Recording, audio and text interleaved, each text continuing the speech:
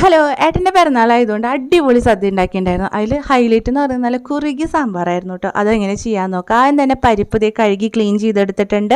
ഇതിലേക്ക് ആവശ്യത്തിന് പച്ചക്കറി, അതായത് തലേദിവസം അരിഞ്ഞ് വെച്ചിട്ടുള്ളതാണ് കേട്ടോ. അത് സിബ്ലോ കവറിൽ ഫ്രിഡ്ജിൽ സൂക്ഷിച്ചതാണ്. അത് നമുക്ക് ചേർത്ത് കൊടുക്കാം. ഇതിലേക്ക് ആവശ്യത്തിന് വെള്ളം, ഉപ്പ്, മഞ്ഞൾപ്പൊടി ചേർത്തിട്ട് പിന്നെ പൊടിക്കാത്ത കായും കൂടി ചേർത്ത് വേവിച്ചെടുക്കണം കേട്ടോ.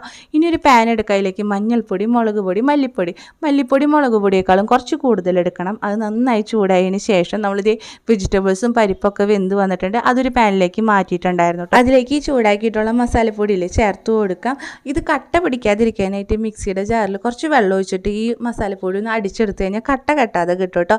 ഇനി ഇതിലേക്ക് ആവശ്യത്തിന് പുളിവെള്ളം ചേർത്ത് കൊടുക്കുന്നുണ്ട്. നന്നായി മിക്സ് ചെയ്തെടുക്കുക. ഇനി നമുക്കിത് കായപ്പൊടിയാണ് കേട്ടോ ചേർത്ത് കൊടുക്കുന്നത്. അത്യാവശ്യം കൂടുതൽ തന്നെ ഞാൻ ചേർത്ത് കൊടുക്കുന്നുണ്ട്, കാരണം നല്ല മണവും ടേസ്റ്റും കിട്ടാനായിട്ടാണ് കേട്ടോ.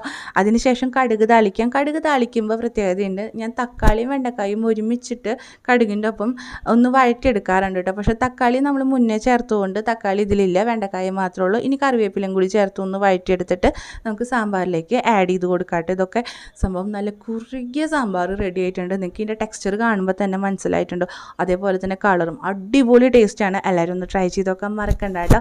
അപ്പോൾ ഇന്നത്തെ വിശേഷത്തിലുള്ള വീഡിയോ ഇഷ്ടമാകുന്നുണ്ടെങ്കിൽ സപ്പോർട്ട് ചെയ്യാനും സബ്സ്ക്രൈബ് ചെയ്യാനും ലൈക്ക് ചെയ്യാനും കമൻറ്റ് ചെയ്യാനും മറക്കരുത് കേട്ടോ. താങ്ക്